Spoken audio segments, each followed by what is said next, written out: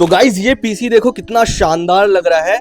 Built हुआ है सिर्फ 1,40,000 रुपीज में। और कहाँ हुआ है? इन्फिनिटी गैजेट्स में। तो गाइज देखो यार, हम ऐसे ही शानदार शानदार पीसी बिल्ड करते रहते हैं infinity gadget, Nehru place, new Delhi वाले आउटलेट में हमारे। तो ये जो है 16 GB VRAM के साथ वाला ग्राफिक है, दैट इज 4060 Ti। 45,000 रुपीज का सिर्फ ग्राफिक कार्ड लगा है। एंड हमने i7 का 14700KF सीरीज का एक प्रोसेसर यूज किया है। बेसिकली ये गेमिंग और एडिटिंग दोनों में बहुत ही शानदार तरीके से वर्क करने वाला है ये पूरा पीसी। और इसे खरीदा हमारे भाई ने। तो भाई आए हुए हैं गाजियाबाद से, हमारे रिपीट कस्टमर है, तो कांग्रेचुलेशंस फॉर द पीसी। तो अगर आपको भी ऐसा ही शानदार पीसी चाहिए तो आना infinity gadgets, Nehru place, new Delhi.